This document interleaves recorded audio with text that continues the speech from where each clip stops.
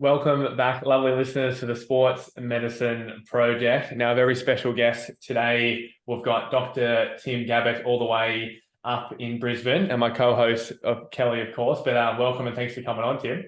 Yeah, thanks for having me. I'm looking forward to the chat. Yeah, it's going to be good. Now, I was thinking, with all the people that we have on, it's very difficult to condense several years, 25 plus years of work into a couple of paragraphs, but you've been a pretty busy person, to say the least, over the last 25 to 30 years. I was having a look through your bio. You've got 2 PhDs, one in human physiology, a second in applied sports science. You've been on multiple podcasts and you've got over 250 peer-reviewed articles. Like, I've got one and I feel like it took me forever and I never want to go back into it again. Spoken over 400 national and international conferences. You've been involved in elite sport for a very long time, multiple Olympic Games cycles, and I was having a stalk of your Instagram only this morning, and you're actually a quicker park runner than Kelly and I. You're 18 minutes to 5K. Is that right? That's right. Yeah, a couple of weeks back, maybe a month or two ago, I dropped my PB to 18 minutes flat. Yeah, Wow. yeah. Have you got a running background, or what's kind of been your background in sport and everything? Yeah, look, when I was about 13 through to my high school years, I did a lot of cross country running and middle distance running, and my dad used to train me, and so that was probably the sport that I was probably best at. But in saying that, I was really just an average runner, maybe a little bit above average. I joke that I was blessed with 100% slow twitch fibers. But yeah, it's like at my age, you shouldn't be getting faster. So, there has been a very deliberate change in the way I've trained over the last few years. So it hasn't happened by accident either. Like, I've had to really, really work hard and really plan out my training well to get to that point. So if I get down in the 17s, I'll be pretty happy with that. Has that been more strength training and plyometrics and things like that, or what's been the deliberate change? Well, yeah, I mean, there's definitely. I've always, in recent times at least, I've always done strength work, and the strength work is important, no doubt about it. And I think from a running point of view, most people kind of think of strength work as the last thing that they'll put into their program, or it's the first thing that'll go if they have to drop something. Whereas for me, strength it's been critical to it. It's been a core part of the program. It's a non-negotiable thing that I will do. And if I have to drop away the strength at all, then I'll manipulate the volume and the intensity of the work that I do. And I might have a lighter day, but I'm still doing something. And there's reasons for me to continue my strength work. Putting on good weight has always been a challenge for me. So that's probably one reason why I wanted to keep doing it. But there's a lot of benefits behind doing strength and power training in terms of running performance. And a lot of people don't realize the benefits that come to middle distance, long distance performance through strength training and power training. So yeah, I'll do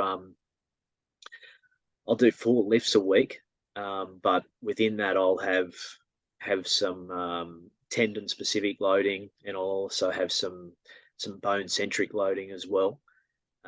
So yeah, that's a pretty critical part. The other part too, but it is the actual running. So that the training has changed a lot from the way I trained when I was working predominantly with football teams, where a lot of the work you do is interval, high intensity, short, intermittent work, and I had to really change my focus to embrace the grind of the long, slow run, but also spend enough time at high intensities at or above race pace. or when I say above race pace, faster than race pace. Small amounts of time there, but enough time that it became normal to run that fast for long periods. Yeah.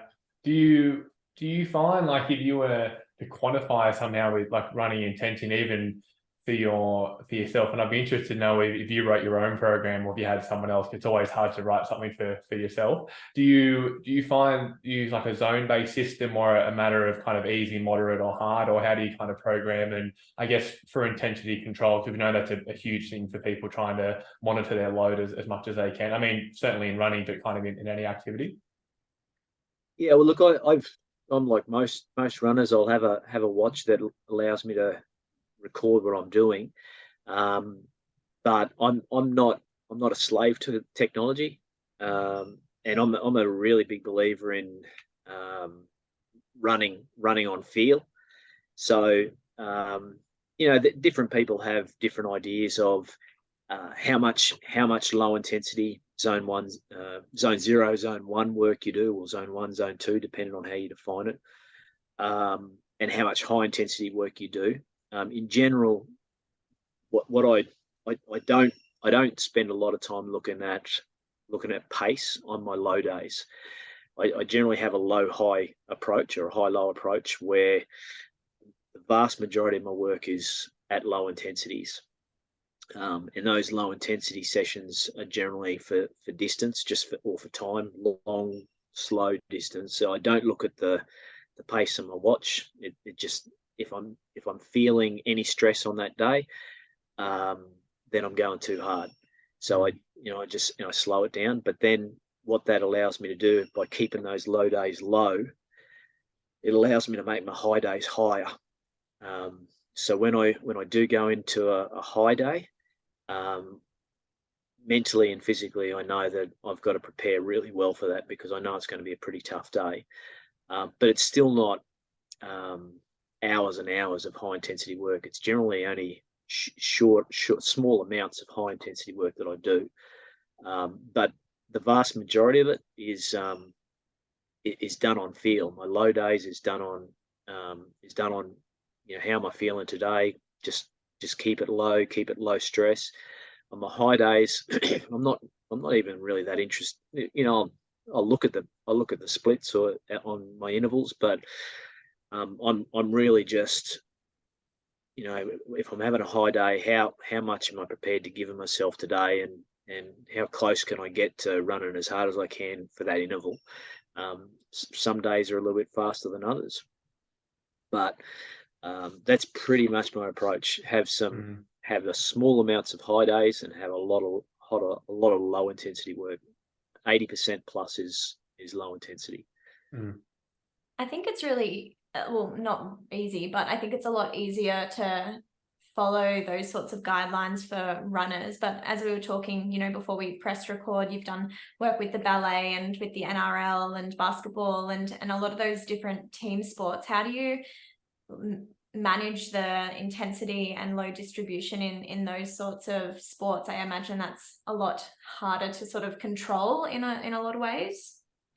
Yeah, you're right, Kelly. It's if we take the NRL or AFL or even in the NFL, where we're playing one game a week, it's not that bad. You can use a high-low approach there. The high day is your game, and you want to have one other high day during the week, and you just base that high day around the expected time frame of recovery, the predicted time frame of recovery, and the response to training stress is relatively predictable.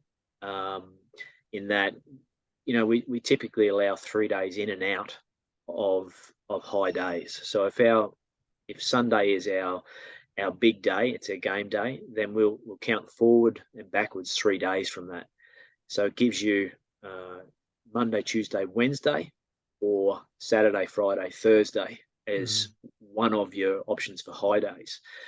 Now, obviously not both.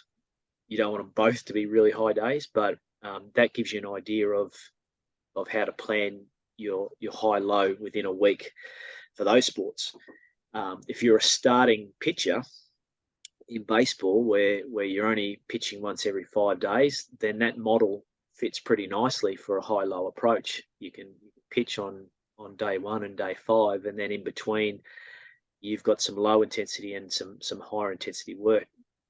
But it becomes a little bit more challenging if you're in an NBA team or ice hockey, where you're playing multiple games in a week, back-to-backs, or ballet is another example of you might do 6 hours of training, 6 hours of classes and rehearsals a day, and the whole concept of planning and periodization in terms of training is relatively new. It's not, it's based on training, and classes and rehearsal are based on, this is the way we've always done it. This is, this is what you have to do. So, it'll take a little bit of time, but it's possible to periodize, to plan out high and low sessions within a week, even in a ballet context or in a basketball context. You can do it. It just takes some effort to do it. Are you, like, in these teams? I mean, how are they quantifying these loads? Like, is there anything that's new, or I've heard you mention multiple times, like using things like RPE, or if you're running, potentially intensity and low and easy. Is there any benefit to going more into the data and things like accelerometers and vertical oscillation and things like that, and really quantifying that and then progressing that?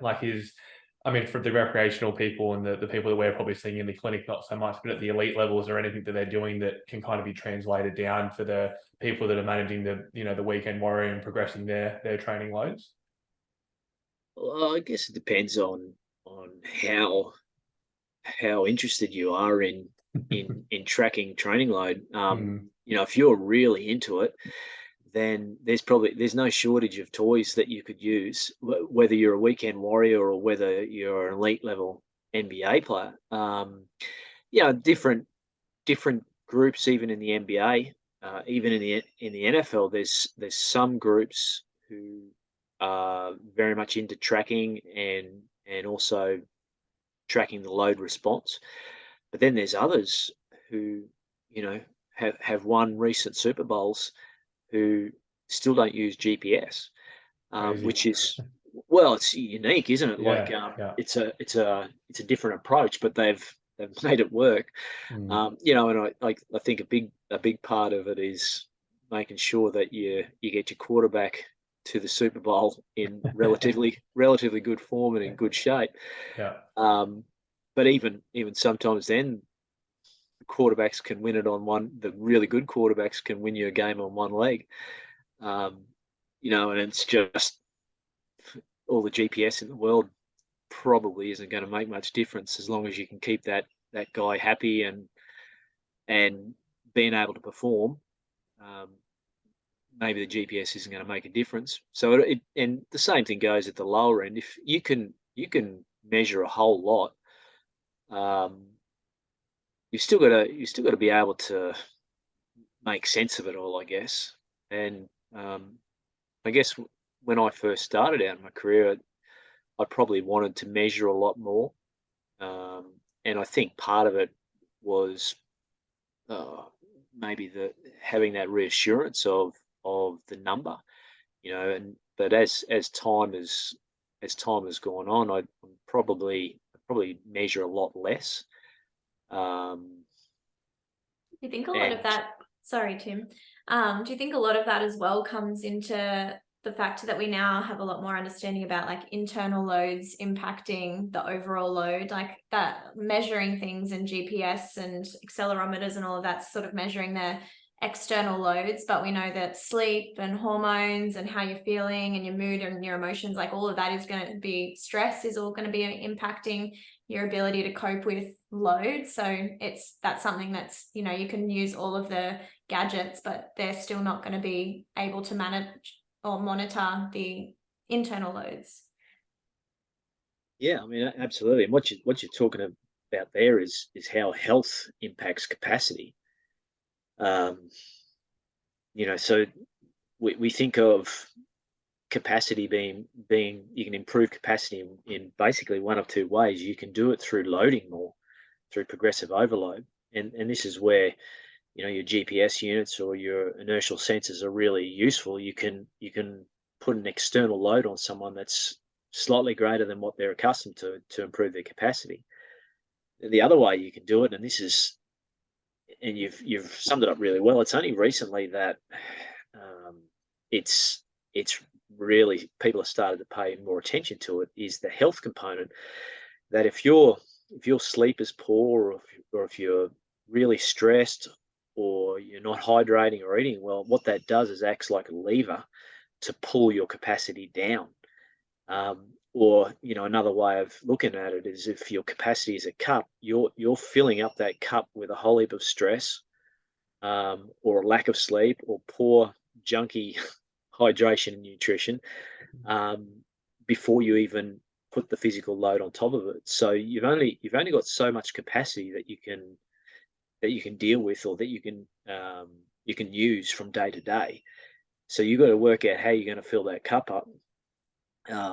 And you're right, that health component, it does impact adaptation.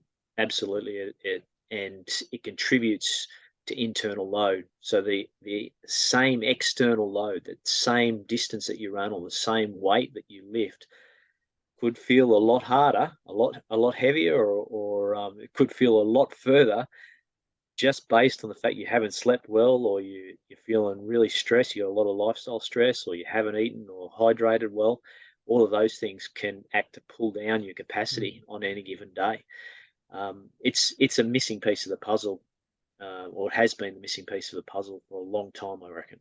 Is there a way in which we think that happens, like without getting down to the cellular level, like to explain it to someone, a patient or an athlete? Like, is there a way? Is it perhaps your perception of the same loads, or your resiliency to tolerate it? Like, it makes definitely logical sense, but do we know kind of how it potentially made that happen, like from a nervous system or something to all the systems overall?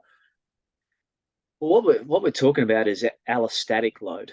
So we talk about external load being the distance that you run, the weight that you lift. Then we talk about internal load being the response to that external load. So it's either your heart rate response, or your rating of perceived exertion. Then we're talking about allostatic load, which is all of this lifestyle load. It's the load that we're walking around with, from day to day, and sometimes we're not aware of it at all, and then other times we're acutely aware of that allostatic load. And I would imagine you'll have some changes in the nervous system, plus you'll have some hormonal changes, and this is what makes even though the response to stress is fairly predictable, we're laying that training stress, we're overlaying that training stress on an underlying lifestyle stress, our day-to-day stress. So if our day-to-day stress is low and we're able to keep that pretty stable, then you'd expect that the training response will be highly predictable.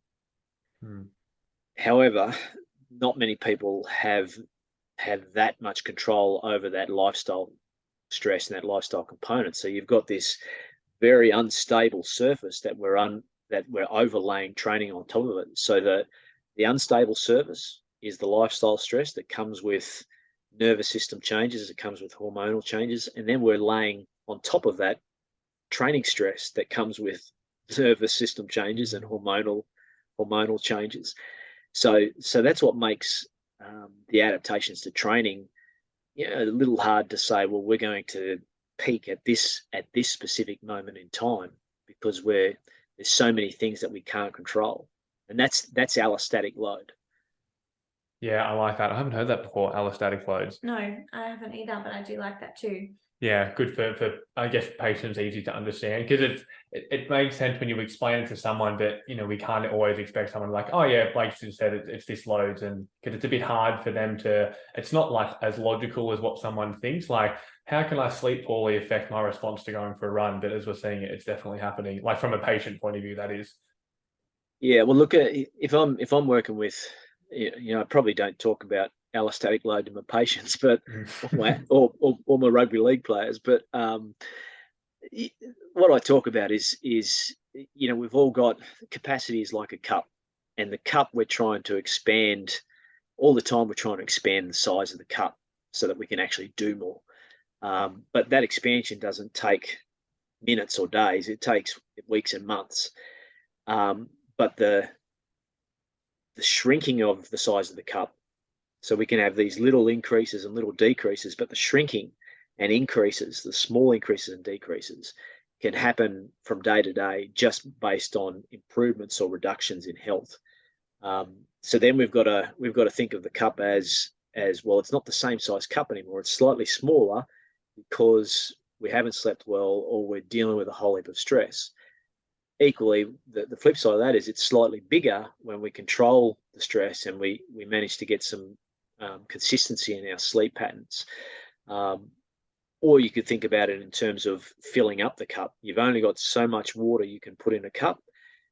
You can fill it up with good load, or you can fill it up with bad load, the allostatic load, the stress, the lack of sleep.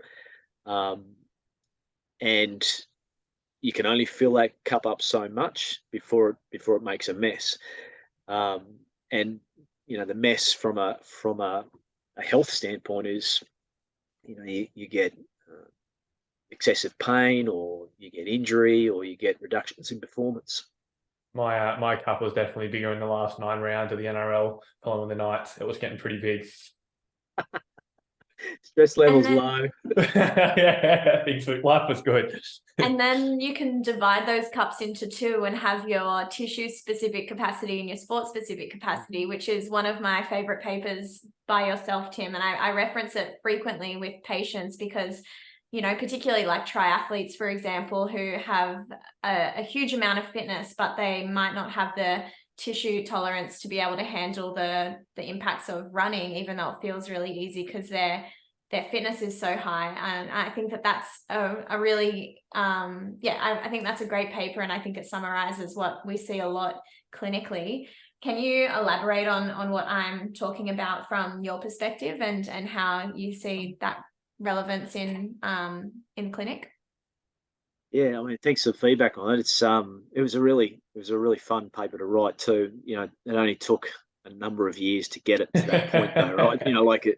You see the last little bit of it, and it's only 800 words, but and even the graph in it, the original graph to what we got it to in the end was completely different. But essentially, we can look at local tissue capacity and sport-specific capacity being along a continuum. We all have general capacity, and at the extreme ends of that general capacity, I guess we can kind of conceptualize local tissue capacity down one end and sport-specific capacity up the other end. And you could have sport-specific capacity. And running, triathlon and middle distance, long distance running is a really good example of a sport where you can have sport-specific capacity. You might have the ability to run, and you might have the ability to run fast. But let's take tissue capacity in the context of bone. Now, bone is an interesting tissue in that after about 20 loading cycles, it goes deaf to further loading. So you can still be running, doing that consistent cycling of running, or consistent bone cycling of running, and you don't get further proportional increases in bone adaptation. So it switches off. It becomes desensitized to the mechanical stimulus of running. But you've got really good sport-specific capacity. So then you've got to think, well, if running isn't necessarily a great stimulus for bone, then how do we actually create local tissue capacity at the bone level? And this is where we can do bone-centric activity to try and stimulate further bone adaptation. So we'll do sport-specific activity that involves running, but we can do bone-centric activity such as small amounts of plyos, multi-directional plyos, that act to lay down more bone. They increase bone adaptation. So there's a really good example of, you can have really good sport-specific capacity, but if all you do is run, potentially you have poor local tissue capacity. Now, equally, if all you did was 20 to 60 plyos, multi-directional plyos, you're probably going to have really good local tissue capacity. But if you don't run, you'll get to the end of the street and you'll be fatigued pretty quickly. So you can have good local tissue capacity and poor sport-specific capacity as well. An overemphasis on either one of those results in either an inability to perform the demands of competition. So if you overemphasize local tissue loading at the expense of sport-specific loading, then you won't be able to perform your event. Equally, equally, if you do before you do a sport-specific loading and you neglect the local tissue loading, then you can perform the sport-specific demands, but you probably just don't have the local tissue health underlying that. I'm glad you brought up the example of running. I think about this often. I've spoken to a lot of people about it, even on the podcast as well, like talking, localized tissue and sports specific loading. The argument for someone wanting to do any activity, whether it be running or water polo or anything that they want to do, if you're able to control the dosage of that sport, you can just load them in that manner. But obviously this is different for tendons and bones. As an example, if you want to get someone better at running, what's going to be the best way for them to do that? It's going to be for them to do more running and progress over time. Can you just be really controlling of that dosage, because that's going to be the best way to then increase that over time, and they get better than running, instead of doing stuff at a local tissue level? But kind of based off what you're saying, there's definite benefits outside of that tendons, bones, with doing sport specific stuff, but also localized. And then the argument would go from runners saying, well, I don't need to strength train because I want to get better at running, so I should just do running, because the best way to get better at it is to do more of it. Yeah, I mean, there's certainly an argument for that, and the whole train the way you want to play. That argument, it's done in team sports, it's done in individual sports. I guess an extreme view for a team sport athlete is, well, don't actually break down the physical qualities that you need to be able to perform your sport.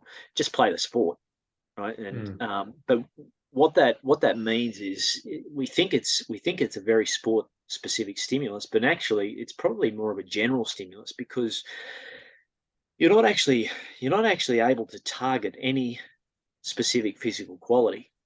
And if you can't target any specific physical quality, then you won't be targeting the factors that are limiting performance on an individual basis. So let's take running as an example. If strength training is one of those things where people go, well, I don't want to do strength training because I just want to run. Running will make me better. The argument I'd say is, well, if you've got weak calves, weak soleus, then by the time you get halfway into your race, rather than having a midfoot strike and loading and then levering off the ground and spending less time on the ground, what you'll end up doing is you'll end up having more of a rear foot strike. You'll spend more time on the ground. You'll be dragging your feet. You won't be kicking your feet up at the back. So you're actually working harder to produce the same pace, or you just can't produce the same pace. Whereas having stronger calves, stronger soleus, stiffer tendons, it allows you to run more efficiently. You can produce the same speed at a lower cost. You can't target soleus strength just through running alone. You will get a certain amount of soleus strength from it. You'll get a certain tendon stiffness, but targeted strength and conditioning programs will give you a better result than no strength training alone. Now, we know there's the the injury reduction benefits of strength training. It tends to go across pretty much every sport. But there's also the, if you're not interested in injury, just look at it from a performance enhancement point of view. If you want to run fast and you want to run economically, then incorporate strength and power training into your program, and your running will go through the roof as a result. How are you assessing for local tissue health? Are you just doing generalized like strength assessments, or assessing their power? Like, let's say in a non-injured runner who doesn't have a deficit from left to right, how are you assessing whether they need to work on something in particular, or are you just sort of generally recommending to be doing some sort of heavy calf loading, some sort of heavy squat, deadlift, plyo work? I just wanted to add to that. Do you think it's necessary for clinicians to do these tests with measurable outcomes like force plates and actuals and the bold and things like that, or is it enough to be able to get their perceived exertion and watch them and assess them in just visually, with your eyes or on a phone or something like that? Yeah, I mean, I could probably put the question back to you, Kelly, because you would do this regularly, I would imagine. With, one of the things that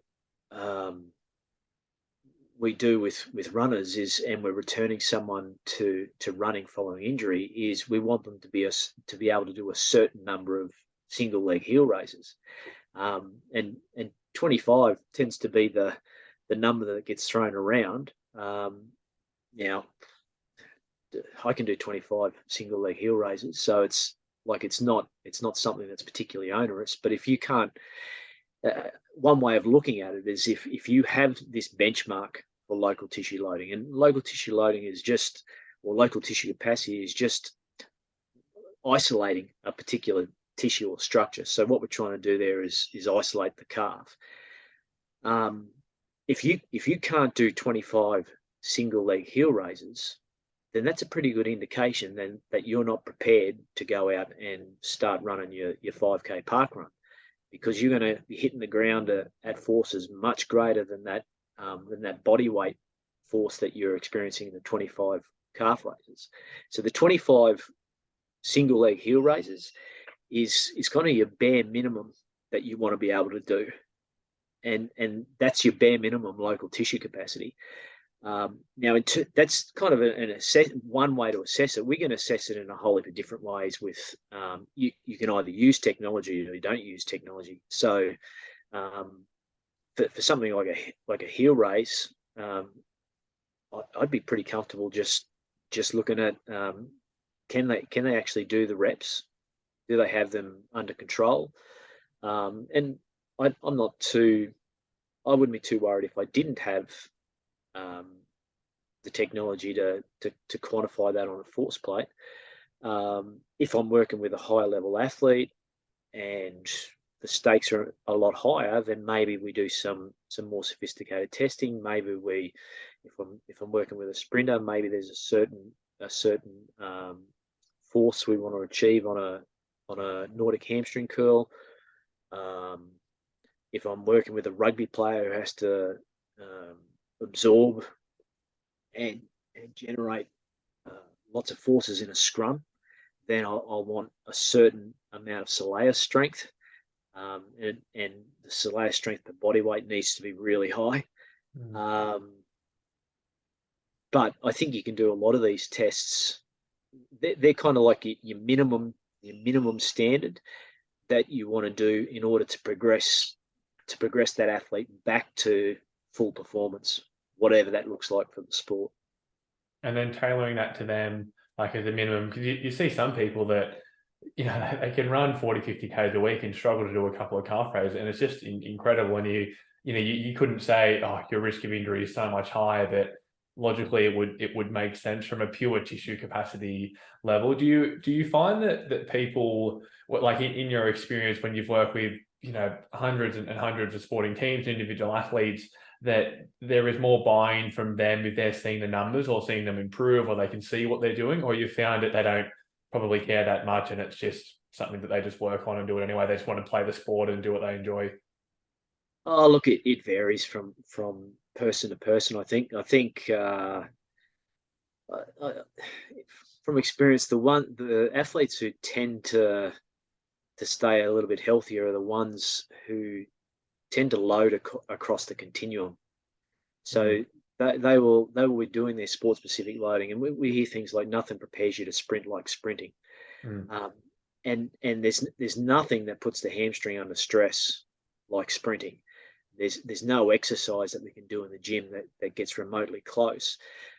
So there's two ways you can interpret that. You can say, well, all we're going to do is sprint, or you can go, well, what happens if that athlete gets injured on day 2? How much sprinting are we doing with that athlete? We want to be loading them, but if nothing prepares them to sprint like sprinting, why don't we just start sprinting them? Well, it doesn't work like that. We've got to progress them back to sprinting. And that's where a lot of this local tissue loading I see comes in really handy. It's understanding that you're not going to elicit the same muscle activation in those exercises, those isolated exercises, as you would in sprinting. But that's exactly the point, because if it was all 100%, then you wouldn't be able to do it at any point when you're injured. So having a lower activation for a lot of these exercises acts like these are the building blocks that actually get us back to sprinting. We can't just go from being injured on day 0 back to 6 weeks later being able to sprint. There's got to be something that fills in those gaps, and that's where local tissue loading becomes really important. One, it's a lower intensity, it's a lower muscle activation, producing less force in those activities, so it allows you to progress. But they act like milestones, that if you can't do those exercises, then there's no way that you're prepared to handle the most extreme demands of sprinting. So they're little benchmarks or milestones you've got to hit along the way to say, okay, we've earned the right to progress now. Yeah, it's kind of a micro version of the acute to chronic workload ratio, I suppose, which is another thing that I was interested to talk to you about, which I think a lot of physios listening to this, that's probably not the first time that they've heard it. And podiatrists, give us a break. Come on. For like the athletes listening or people that aren't familiar with the acute to chronic workload ratio, can you rehash what that looks like and what that means? Well, the whole concept of the acute chronic ratio is essentially we're asking, is this athlete, whoever the athlete is in front of us, injured or healthy, are they ready for the load that we're about to give them? Have they trained enough in over a longer period of time to be ready for the load that we're about to give them today? And essentially what we're talking about is loading relative to someone's capacity. Capacity is chronic load, and the acute load acts as the load that we're going to apply right now. Now, for a long time, I don't know that anyone was really having that conversation. We were returning athletes back from injury, and we're doing one-off sprint tests, or we're doing hop tests. And we're saying, oh, well, he's either right to return or he's not. But no one was actually saying, well, hang on a second, has he trained enough to handle the demands of play? Has he done enough loading over a more consistent period of time? Is his chronic load high enough to set him up to handle the demands of competition? So that's essentially what the acute to chronic workload ratio does. It just asks, are you prepared for the load that we're about to give you?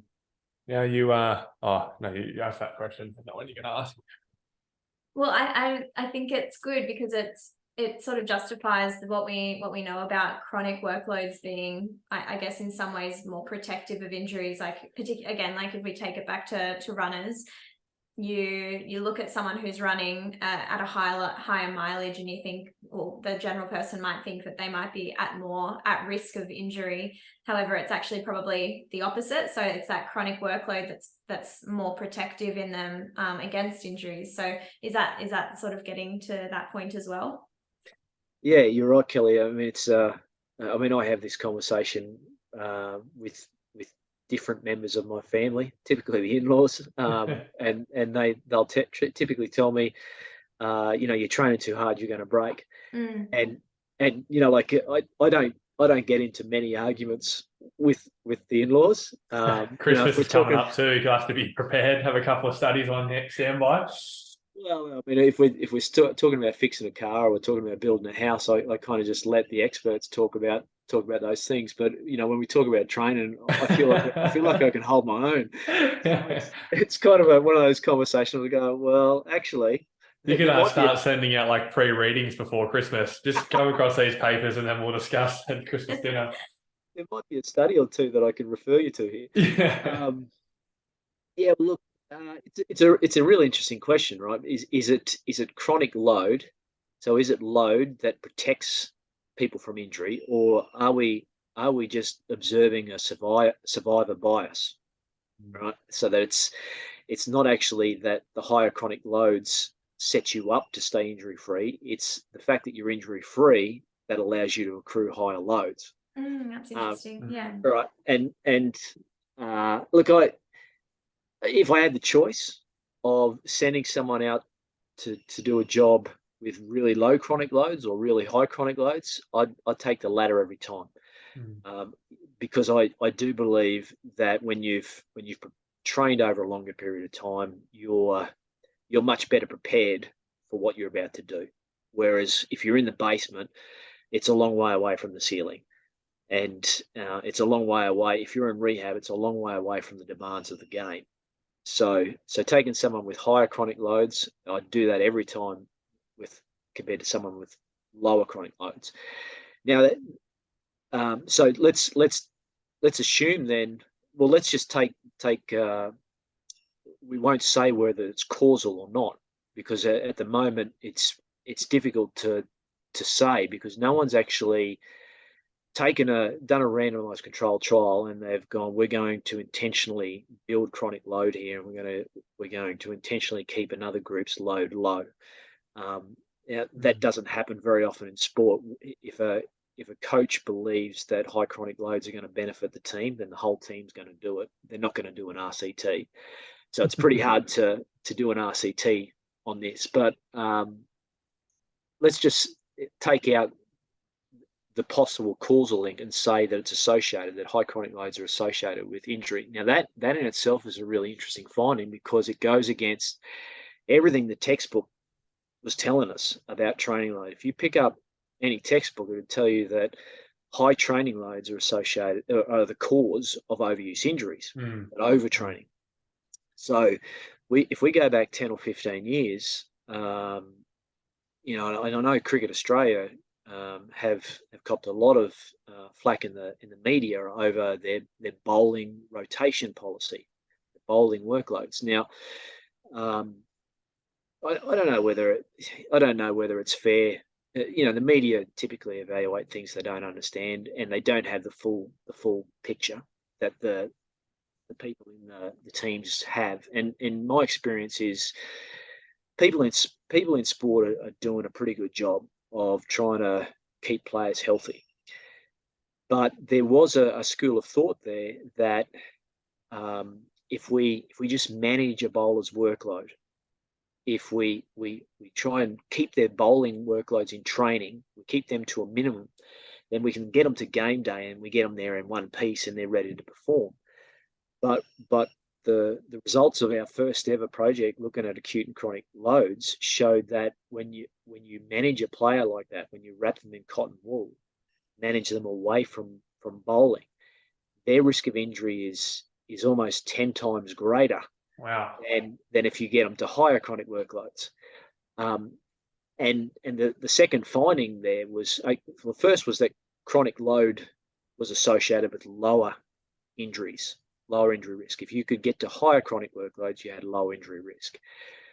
The second part of it was you can't just go from 0 to 100. You have to try and get them to those higher chronic workloads in a safe way. If you ramp them up really quickly, that increases the risk of injury. So essentially what we've done there is we've sent them out to do a job that they're unprepared for. We've asked them to do something that's much greater than what they've been prepared for over a longer period of time. Mm. Yeah, it's like that study in the NFL with that lockout period. Are you familiar with that? Yeah. Yeah, and they like have I talked to you about No, this yet? yeah. No. So like the average amount of Achilles ruptures per year was 4. And then there was this random lockout period in 2011, I think it was, where they missed a bunch of preseason training and they had like 12 Achilles ruptures in the first Yeah, wow. 4 weeks, I think, of getting back into training, which was pretty crazy. So it was sort of just, highlighting exactly that. Like they just didn't have the chronic workload or that base to allow them to jump into the higher demands of sport. Yeah, I mean, there's probably a few explanations, and we can't monitor them all, and we can kind of speculate on a few, but definitely a spike in load on the back of a pretty low base. You would think that probably did contribute to the higher rates of Achilles ruptures, and they're starting to see, from what I hear, this year they've had a lot of Achilles ruptures in the NFL compared to previous years, and we're only a third of the way through the season. I wanted to ask, Kelly and I were in hot debate just before this podcast as we were having lunch. What I couldn't understand, I think it's just for me being naive. If you're loading someone, you impose a stimulus on a tissue or the body, you give it time to recover, and therefore it adapts, and you repeat the cycle lots and lots of times. If you're imposing a high chronic workload, are you not giving the system enough time to recover compared with it was lower? So then the ability to then handle an acute spike would be a little bit higher if you've had low chronic workloads in the past. Like, does that make sense? Or it's not what we're seeing in the research though. So having that higher load is protective, not in the sense of if you've had a lower load, you're not more prepared to then take on a new stimulus. There's a few little takeaways in there, right? So let's talk about high and low chronic loads. Look, I think high chronic loads are associated with lower injury risk, and I think it does it in a few ways. One is when you train consistently, you develop physical qualities, and so aerobic fitness, strength, these physical qualities, pretty much in 9 out of 10 studies, they will show they protect against injury. You have a lower risk of injury when you're fitter and stronger. The other thing that you get when you train consistently is chronic load increases, right? And chronic, we've shown in some studies that chronic load is independently associated with a lower risk of injury. And the third is, I think by having a higher chronic workload, it's kind of self-limiting, in that when you're in the basement, when you have low chronic workload, the only way is up. So it's much easier to spike training loads when you're in the basement than it is when you're at the ceiling. Because I don't know if you've ever done this, where you're actually training regularly and you're really throwing a lot of load at yourself. It's very hard to add more load on top of that. You're just too tired to do it. So going out and, if you're running 100 kilometers a week and then adding another 50 kilometers on top of that, it's near impossible to do it, because you just don't have the time, and you're too tired to do it anyway. So it's kind of three things I think probably help there. Now, but tied in with that is you're talking about super compensation, where we load, we provide a recovery period to the tissue or the system, and then we load again. In general, that process is fairly predictable. It varies a little bit on health status and training status, but if you're training high intensity, high stress, anaerobic type training, or you're doing sprinting, that's highly eccentric activity for the muscle, you're going to require 72 hours recovery between those sessions. Some athletes maybe can do it every 48 hours. Some of the real fast twitch fiber athletes that I train, they might need a little longer. But roughly we can say 72 hours is what you'll need. But different tissues will respond differently to that stimulus. So tendon loading, we could probably load a little bit more frequently. but it's also intensity dependent. Bone loading, depending on the type of bone loading. If we're doing low level cyclical movements such as running, we can have a short refractory period of 4 to 8 hours, and then we can go back and do some bone centric plyometric type activity. But then you still need some recovery time after that bone centric activity. So different tissues will respond differently to a stimulus as well.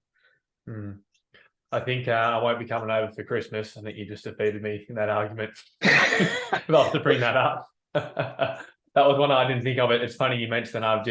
I'm at my peak at the moment running 80 kilometers a week, and it's the most I've ever run consistently. And I'm like, there is no way in hell I could go anymore. Like, it's a good example. Like, just as you were saying that, it would be very difficult for me to then add on top of that going from 70 like a couple of months ago. Yeah. I mean, I've done a couple of 100K weeks, and like when you're getting up around 60, 70, 80 kilometers on a regular basis, you know what it feels like. By the time you get to your day off, you're kind of hanging out for a you can't wait to go. Thank God, I love running, but I can't wait not to run today. You're looking for that recovery. You're not looking for more work in general. Yeah. What would you say for the clinicians listening to this, and the majority of our listeners are in their first 10 years of practice, actually they're based off the stats in their first seven years. What would you say is a way for someone to monitor someone's response to loading and progress them from an injury? As you said, you've spoken about RPE. Do you have people kind of rate what their RPE is with their sessions that they're doing? And do you think that's effective for clinicians to be able to monitor over time and seeing how it's going? And I guess if the goal is to, slowly spike someone's load with progressive overload, that's a good way to look at it.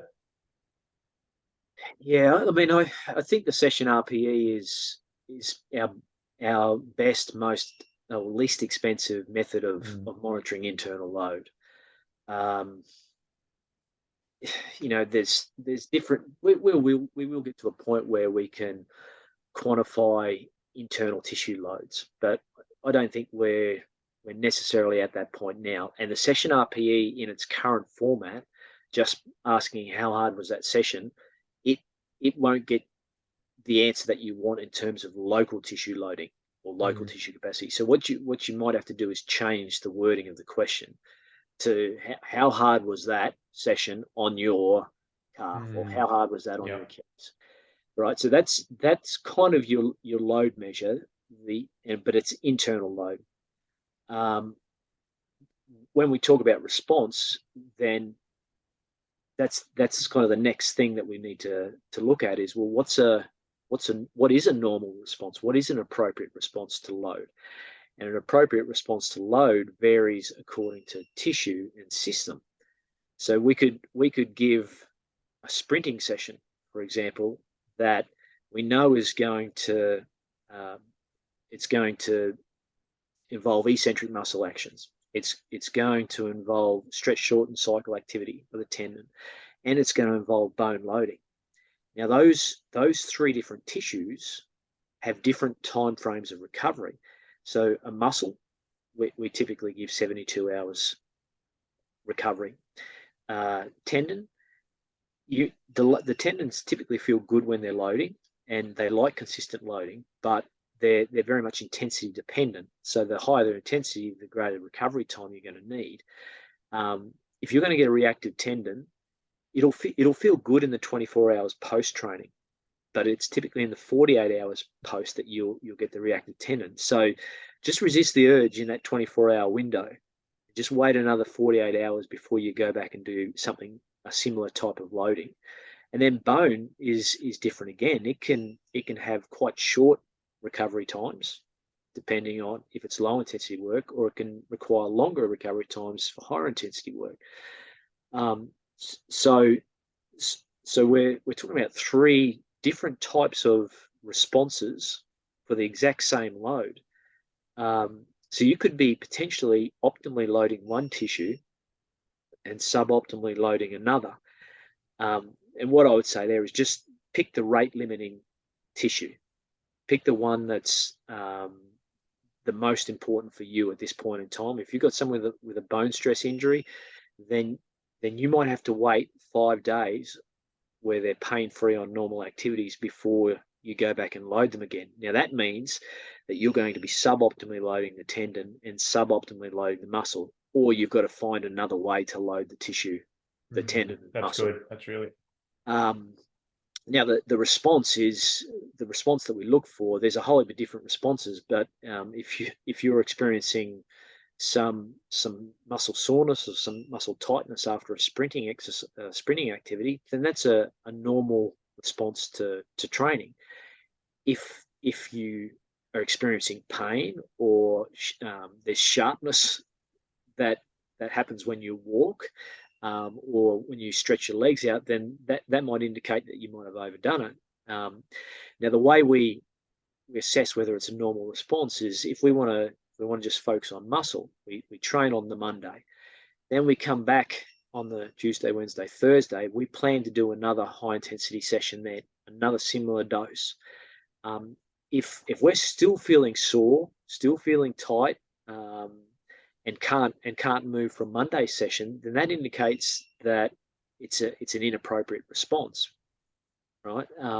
So we've got a decision to make. We can adjust the program by giving more warm up and activation, maybe some soft tissue work before going into the set, or we might move the set to later in the day, or we might give an extra day's recovery before we load again.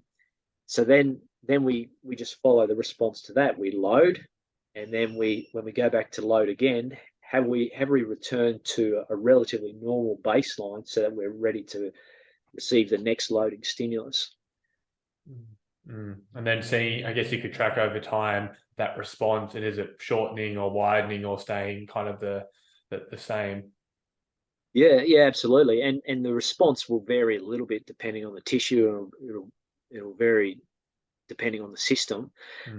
So things you look for with a tendon might be slightly different from a bone or slightly different from a muscle. But essentially, I think a lot of the time the subjective measures that we take, just asking our athlete how they feel and asking some pretty pointed questions, gives us the information we need.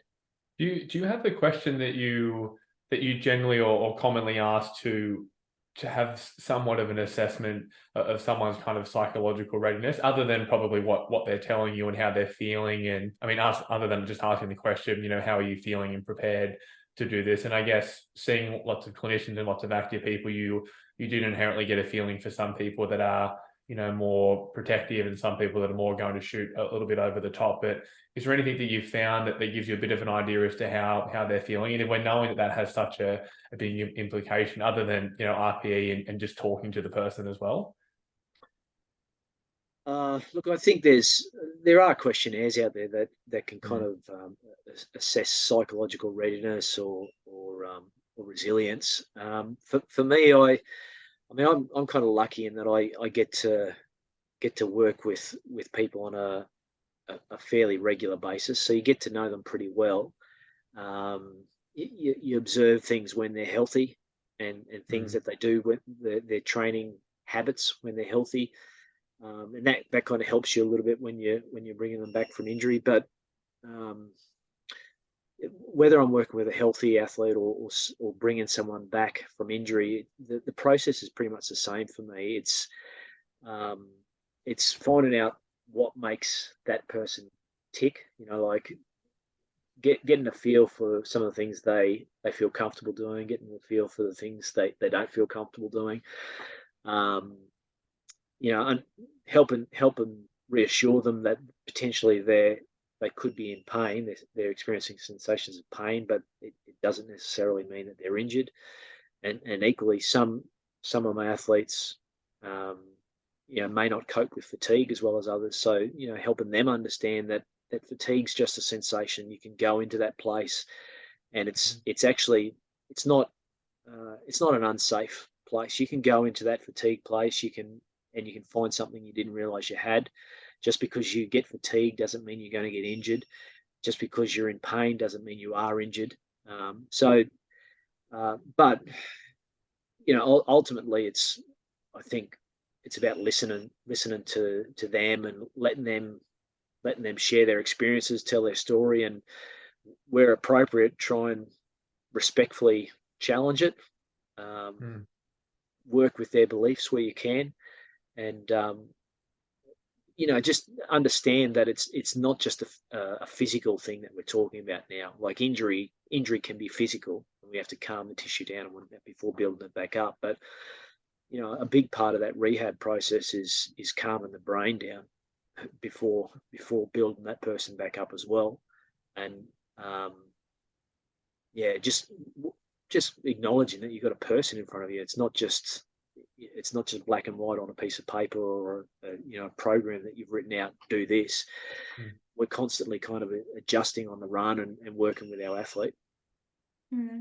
There's been heaps of different elements that we've touched on. What's when you're working with a team, what's a good practical example of how you're assessing their load, from the start? If you just start working with them, are you what are some common mistakes that they might be making, and how are you adjusting for that? Or are you focusing more on the sort of psychological aspect of load management and getting through injury and pain? Or what does that typically look like as an example? Well, let's talk about a healthy group.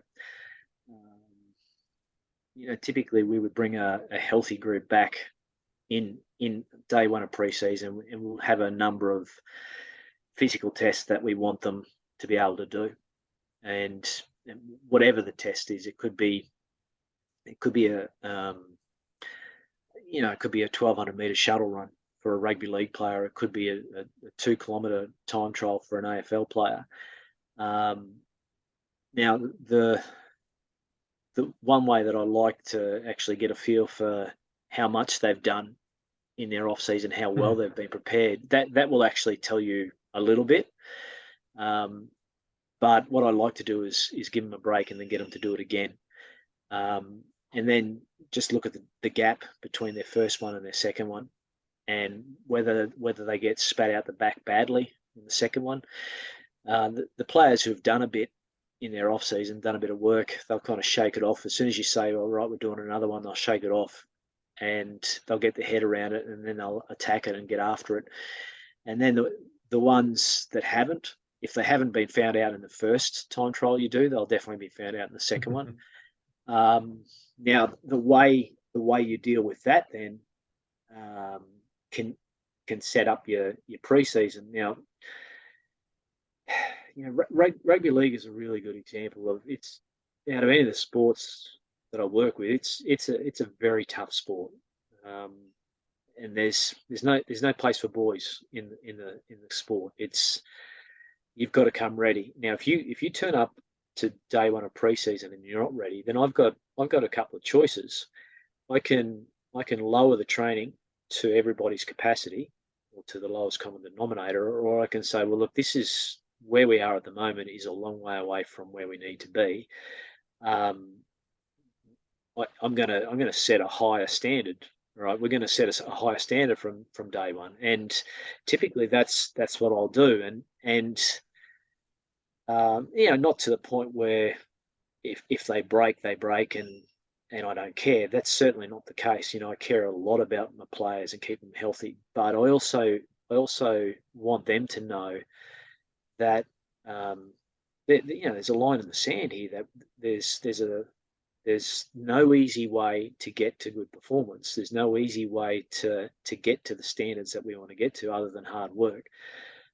So if they get spat out the back in the first session or two, that's okay with me. I'm expecting it because I'm setting the standard pretty high, but I don't have to say anything to them either. I don't have to say, well, you're off the pace, or you've been lazy in your off season and this is the reason why you're getting spat out the back. They know the reasons why they're getting spat out the back. They don't need me to tell them, but all I just say to them is, stick with me, you're going to get better.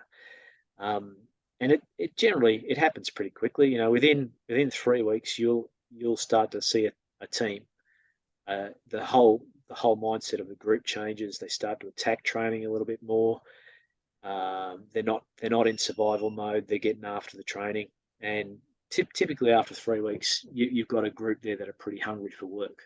Now, you mentioned something there that was a pretty controversial topic on our social media with the recent AFL and NRL grand final, but you did say you've got to be a pretty tough person to play NRL. Could that be potentially you hinting that NRL is we had a poll come up to say which is the overall, do you have to have more capacity, strength and aerobic fitness and all that kind of thing? Who's the better overall athlete, an NRL or an AFL player? And I was surprised. I thought I posted some all right content, but I've never got more replies other from that story. There was a lot of opinion going around. And you don't have to comment on this, but with everything that you know, what do you think as a broad statement, who's the better athlete there? Because there's lots of different aspects of it, but overall. Yeah. What did people say? Did they say AFL or rugby league? Everybody said it was, funnily enough, 85% to AFL to 15% NRL. And we've got a pretty even distribution of people on the East Coast, but the kind of overarching theme was for NRL more, more power, and AFL obviously more aerobic fitness. NRL broader athleticism, required more cardiovascular strength, power, mobility, contact resilience, and muscular endurance, whereas AFL is you've just got a greater cardiovascular capacity, both aerobic and VO2. And that was kind of roughly the gist. But I'm like, well, you need power in AFL. You've seen them jump how high, and power to weight ratio, I'd imagine. Yeah, I mean, it's a great debate, isn't it? It's and it's all like your responses there, I think are really, they're spot on.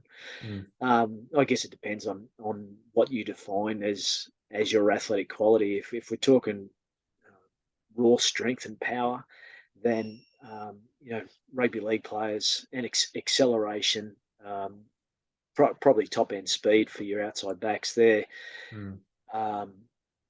You've got some physical specimens there, but in terms of aerobic fitness, the fittest player in rugby league would probably be middle of the pack in the AFL, middle to low end of the pack in terms of aerobic fitness. So you're talking two very different sports. I mean, I grew up on rugby league, and there was no AFL when I was growing up where I grew up. It's a lot more popular in Queensland now, but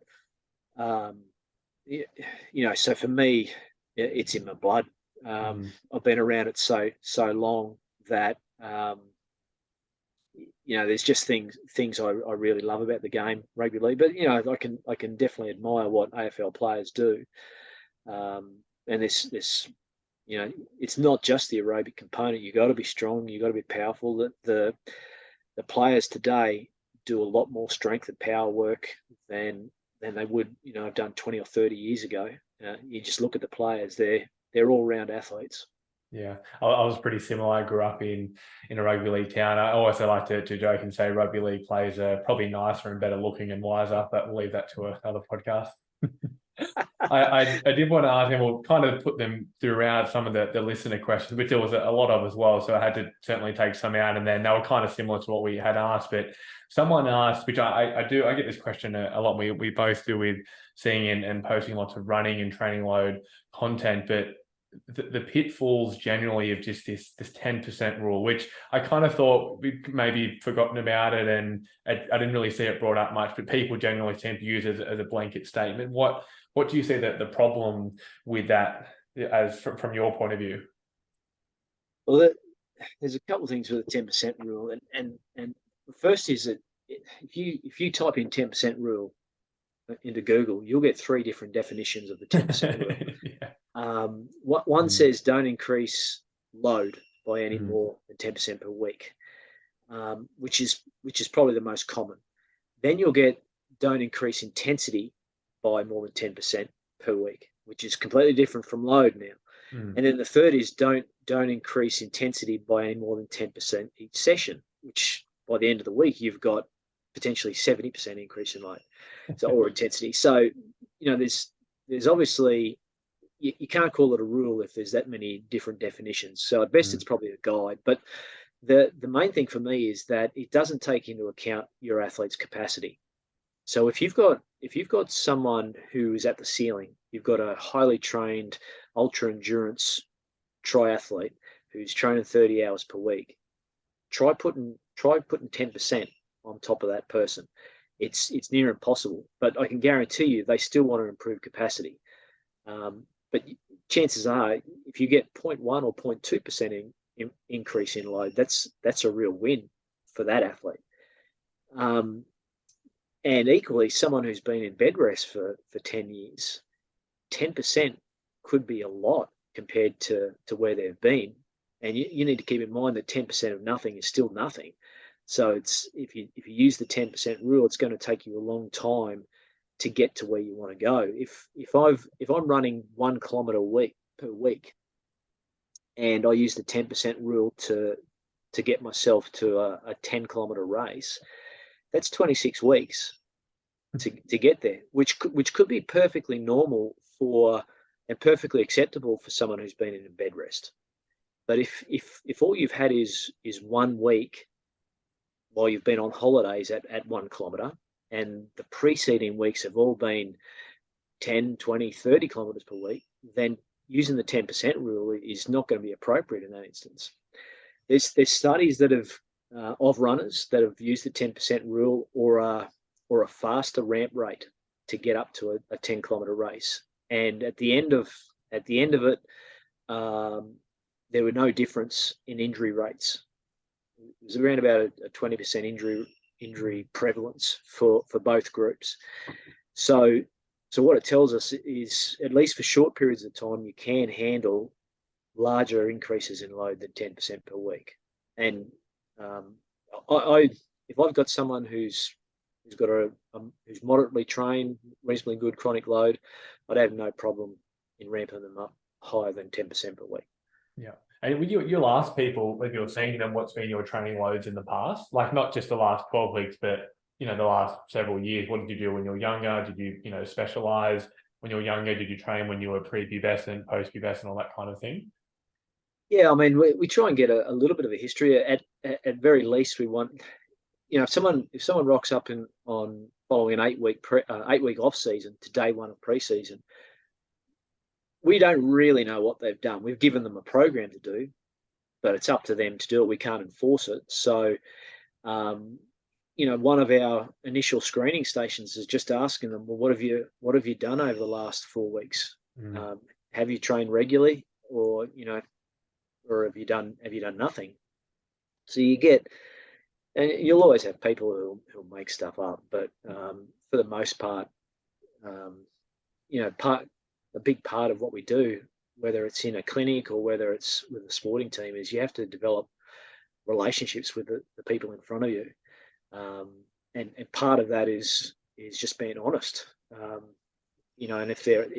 And for the most part, players are pretty honest they'll tell you if they haven't done anything, or if they haven't done as much as they should have. Yeah. Did you have any more questions? No, I think we've asked all of the questions. Yeah, quite a lot, plus more. Plus the listener questions. Mate, thank you so much for coming on. Now, for people to find courses, social media, what's going to be the best way to be able to find that? I know your website's got all your details and profiles and courses and things coming up, but anywhere else they can kind of find you and yeah, things you're up to? Yeah, look, I'm doing courses all over the place. I'm happy to be heading back to Tassie in November. So that looks like it's going to be a really good workshop down there in Hobart. But if most of the time I'll put either my own training or research up on different social medias. So either LinkedIn or Twitter or Instagram. Yeah. So are you on Strava? I am, but it's one of the only things that I keep private. I was wanting to see you go down and smash out a sub 18-minute park run down in Tassie the morning of the course. You just get everyone there and go, we'll just take it easy. Then you just shoot off and go, oh, that's my easy pace. Well, this is the thing, right? Because most people don't realise that I'm in the race. Like, and I'm not saying that Tim Gabbett's in the race. They just kind of see this old guy and they go, well, he's not anything to worry about. And by the time they realise that I'm in the race, that I'm going as hard as I can, and I am racing you. That kind of the races that they haven't clicked. Yeah. And like some of them are too good, they're just too fast. But by the time some of them work out that we're in this race now and it's game on, it's kind of too late for them to change their mindset. Yeah, they just had no mental readiness, and from a couple of Ks out, you're coming. What shoes are you racing in? Are you in the race shoes? Oh, absolutely. Yeah, I train just in some Pegasus, and so they're a bit heavier. And if I'm feeling pretty leg heavy and I feel like a reward, then I'll bring out the Vaporflies. Yeah, nice. Good to hear. Good to hear. But typically I train in my slower shoes and race, and I just break out the super shoes for the race. Yeah, that's good. It's been a pretty incredible last couple of years with shoes and racing and running. Like, it's the technology and things like that. I work at Newcastle Uni. We do a bit of research around it. It's just in the last couple of years, you look at the trending graph in like footwear journals. It's just a massive spike with all the stuff and injury, and nothing yet with injury, but definitely easily for performance. Well, there's a really good paper that's just come out.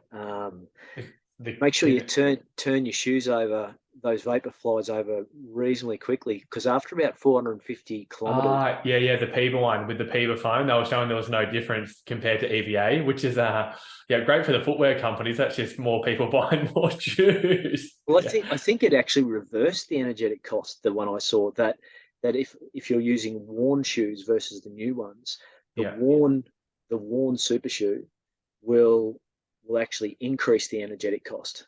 Wow. Right. I think my Vaporflies are on about 450 at the moment. Yeah, I need to get we'll have to go buy 8 pairs. Yeah, you got to spare 80,000. Yeah. Well, that new Adidas shoe, like, what do you think? I mean, from your understanding of things that can make people better performance wise, like, and the 40 mil stack, it's called shoe doping, or the research around all the media around the new Adidas shoe and it being $1,000. Like, do you think it's incredible to see how much of a difference they're making? Of course, the media overshoot it, but it's clear in the research there's a certainly noticeable difference for running economy. Oh, look! Now that I've tried them, I wouldn't, unless I was intentionally trying to race in a fatigued state and intentionally trying to make the race harder than it had to be. I would not go without them. I would be using them every time, because they give me, I would estimate 10 to 15 seconds per K. So yeah, like I kind of like them, but I don't use them all the time. I only train. I don't train them. I just break them out when I want to break. Yeah, you just sit them in the mantle in the office, and then you kind of break the glass, pull them out, dust them off, and ready to go. Well, my son and I, we do a race every year. Oh, really? Like a 5K race? Yeah, and it's a handicap race. So it's based on our PB 5K time. And we've got a shield and everything. So that's awesome. Good that. So that's why you've been really into the running, like to make sure you get over top of him. Yeah, well, he kind of got me back into it. I was running all the time, but he got me back into more the longer running. And yeah, I mean, it's such a great event. There's a lot of banter on social media. Like, I think people are more interested in the race than they are in the actual work I do. He won the first year, I won the second year, so it's kind of like the decider. How old is he? He's 26. Right. Okay. Yeah. All right. I was going to say, if he was a bit young, you just say, "Oh, you're not ready for the super shoes yet." When you're a bit older, and you just keep them for yourself. Oh, that's good. That's really good. I was in Portland, and I went to the Nike headquarters, and the person who took me there, she said, "Look, I'm going to get you some discounts." So I got 50% off, and while I was there, I'm ringing him and I'm saying, I've got the opportunity to buy 2 pairs here because it's 2 for the price of 1. I'm getting myself a pair, but I don't think it's going to be fair if I race you and I'm wearing super shoes and you're not. Do you want a pair or That's not? fair game. Yeah. Yeah. You should have called him back and said, Sorry, I'm they at only the reserve factory, them. but they don't have your size. I'm so sorry. And like, so I got you a pair of Crocs. Yeah. With and I've just put some cement on the bottom for it. It's going to help out. Do you think you'll go up to the marathon or anything like that, or the half? Do you think you'll go? Yeah, we're going to do one next year. We entered in, we applied to get into Tokyo. He got in and I didn't. Yeah. So we won't do Tokyo. We'll do somewhere in Europe, I think. Yeah. Berlin, maybe. Berlin We're marathon. on Berlin Marathon next Yeah, we're year. doing Berlin next year. Oh yeah, it's pretty Yeah. flat, isn't it, Berlin? Yeah, fastest in the world. Fastest in the world. Okay, that's my kind of course. Yeah. No hills, no elevation. That's what we're about. Yeah, I mean anywhere in Europe would be good for me. I think he'd like to do a big one, maybe One of the Paris or London, or but yeah, I think it's like now, like doing a race with him, this race every year. And doing a half marathon together. They're great memories. You know, we've got some really good memories of the different runs that we've done and the different races, and it's a great event. This race we have every Boxing Day. It's a really good event. You're still well after Boxing Day. Yeah, to not make sure. dusty or anything. Yeah, not dusty. Keep the Christmas Day pretty tame. Yeah, well, see, I take it more seriously than he does. Yeah. You're like tapering in, and you're sleeping. You can't sleep in the house. It's all these rules. Yeah. Like he has a different kind of preparation than what I do, but he's a genuine racer though. He just the white line fever, just loves it. Just switches gears. Yeah, really good racer. And for me, I kind of embrace the training aspect of it. Like today I'm struggling a bit because I did a pretty solid interval session yesterday, and so I've got to wait for 3 days before I go back and do it again, because if you took my response today, I'm pretty sore. Yeah, come on, it's Saturday. You have to break out the Vaporflies now. You've earned it, because it's so easy to put them on. You just feel so much better. Like, you wonder, do they increase the risk of injury because you can train more in them? Like, you're just more likely to go out if you can put those things on. Yeah, well, maybe you're right. You know, I'm going to do a recovery run today, but maybe I should just give myself a little reward and take it easy. Yeah, awesome, mate. Thank you so much for coming on. We'll leave you to your recovery run, and we'll put all your social media and where people can find you. But yeah, thank you again so much for coming on. Hope to chat. Yeah, my pleasure. Great talking to you both.